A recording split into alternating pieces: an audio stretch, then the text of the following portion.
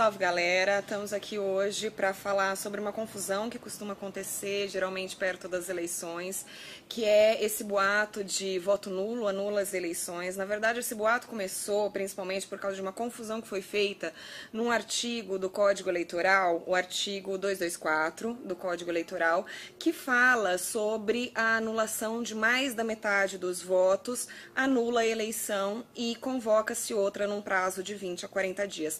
Na verdade, esse artigo ele não está falando de voto nulo, ele está falando de voto anulado. Então, não é a sua opção de fazer um voto nulo. Quando você faz uma opção de votar nulo, você está fazendo uma opção apartidária. Já o voto anulado, que anula a eleição, ele é anulado por fraude ou por qualquer um dos motivos elencados no Código Eleitoral, dos artigos 220 a 222, mas não é o voto anulado por você.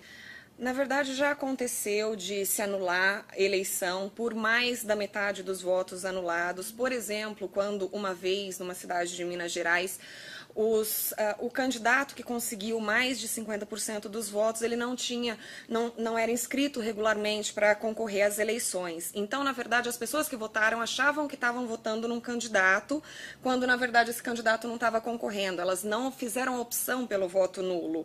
Os votos delas foram anulados por motivo alheio à vontade delas. Aí, sim, foi convocada novas eleições. O que não é o caso de quando você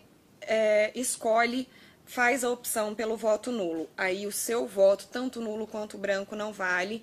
E agora a Marcela vai explicar pra gente qual a diferença entre voto nulo e branco e qual a consequência dessa escolha. Para entender melhor o que foi explicado, eu vou passar alguns exemplos práticos. Então, imagina uma eleição que tenha 10 eleitores e temos 3 candidatos, A, B e C. Imagine que 5 eleitores votaram no A, 3 votaram no B e 2 votaram no C. Um total de 10 votos válidos. Para se eleger, o candidato precisa de 50% mais 1. 50% mais 1 aqui seria 5 mais 1. Como o que teve mais teve 5, não atingiu o que precisava, vai para o segundo turno. Agora nós vamos ver a hipótese em que vai ter voto nulo. Então, imagine os 3 candidatos, 10 eleitores. 5 votam no A, 2 votam no B e 2 votam no C.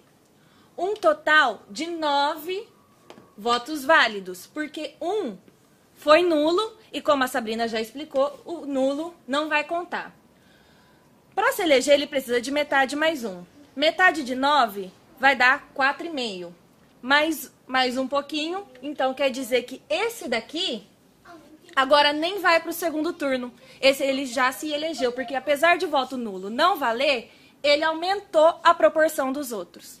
A outra hipótese é a do voto branco, que produz os mesmos efeitos que o voto nulo. Então, se a gente tem 10 eleitores, 5 votaram em 1, 2 em B, 2 em C, e 1 votou em branco, esse voto em branco também não é contado, do mesmo jeito que a gente viu que acontece no voto nulo, sendo que o voto válido vai ser apenas 9. Antes, havia uma diferença entre voto nulo e voto branco.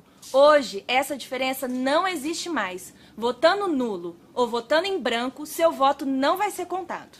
Afinal, o que acontece quanto mais de 50% dos votos é nulo? Então, imagina que a gente tem os 10 eleitores. 2 votam em A, 1 vota em B, nenhum vota em C e 7 votam nulo. Voto nulo, como a gente viu, é voto inválido, não é contado. Então, dos votos, apenas 3 serão válidos. Metade de 3 vai dar 1,5. Quem tiver mais que 1,5 vai ser o eleito, que no caso é o A, que vai ganhar no primeiro turno. Porque voto nulo e voto branco não é contado.